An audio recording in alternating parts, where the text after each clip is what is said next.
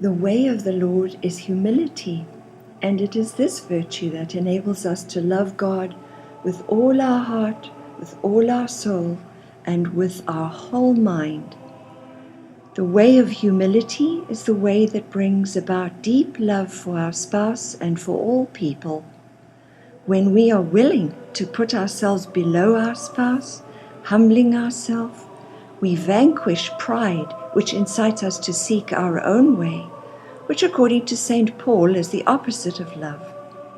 Love does not insist on its own way.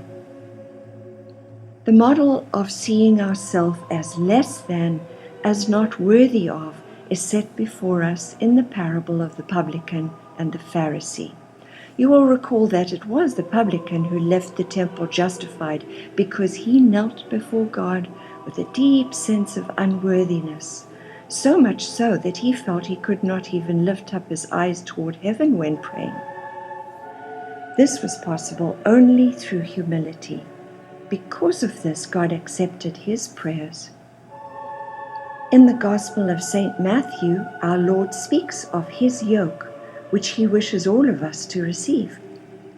Take my yoke upon you and learn from me, for I am gentle and humble in heart, and you will find rest for your souls.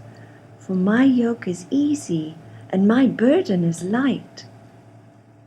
In this passage, Jesus asks us to take upon us his yoke, a yoke that he says is light and easy. But what is this yoke that he asks us to take upon ourselves? Our Lord knows that the soul of every person suffers and desires rest. Life is difficult. We all face situations in which we experience worry, stress, and pain. Our Lord never said that he would do away with the struggles of this life, nor does he promise a conflict-free life. He simply says, take my yoke upon you, and you will find rest for your souls. It sounds a bit odd to take up a yoke in order to find rest. It makes more sense to lay aside the yoke in order to find rest, because a yoke implies bearing something heavy. What is this yoke then, and how, when we pick it up, will we find rest in our souls? The answer is found in the middle of the passage. The passage reads, take my yoke upon you and learn from me, for I am gentle and humble in heart, and you will find rest for your souls. For my yoke is easy and my burden is light. The key to this passage is the following. Learn from me, for I am gentle and humble in heart. Our Lord asks us to learn from him, that is, to learn the way that he was, is, and always will be, and that way is gentle and humble of heart. The yoke is divine humility. Humility is not an attribute of Christ. It is who he is. I am meek and humble. How do we know this? We know this because his way, humility, was made known to us when he willingly chose to become man.